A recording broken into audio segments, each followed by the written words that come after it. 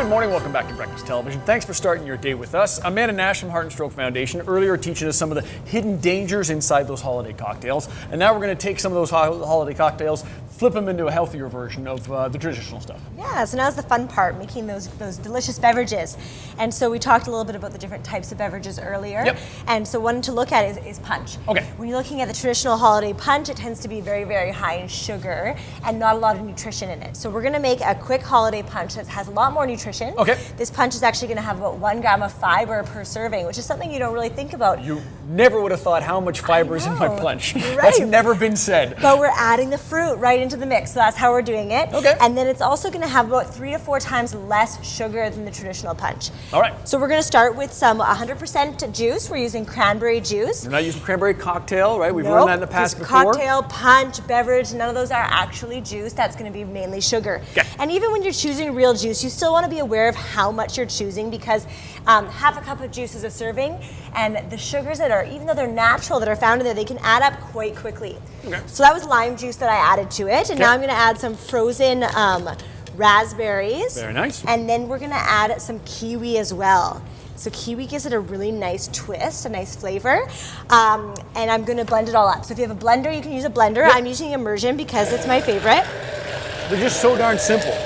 And easy and transportable to bring where you're going. Yeah, and Okay, so you blend it all up, and that's it. Now, if you want it to be even more frothy, although it's already going to be frothy Yep. and it already has that texture, if you want more, you can add ice to that mixture as well. Okay. And then you're going to top it with some club soda. So make sure you choose a lower sodium club soda, because some club soda, making a mess. Some club soda is... That's how you know it's a party. Yeah, that's right.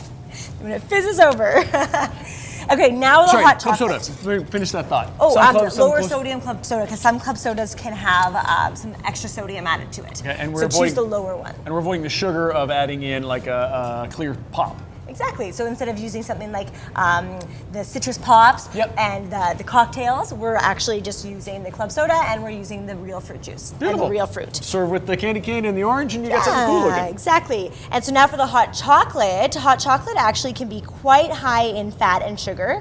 So by making your own hot chocolate at home, we're going to use a skim milk. So right there, we're cutting back on some of the fat, and we're still getting all the benefits of the milk, all that good nutrition. Okay. We're going to use a cocoa powder. Okay. So that's going to help to cut back For on you. some of the sugar and also the salt. A lot of those hot chocolate packages, they have quite a bit of salt added to them, which you would never have expected. No, again. Especially the flavored hot chocolates. Now we're going to boost our flavor with some cinnamon. Nice. So the cinnamon will really enhance the chocolate, but it will also bring out some natural sweetness without adding a lot of sugar. And so we can add a lot less sugar to this.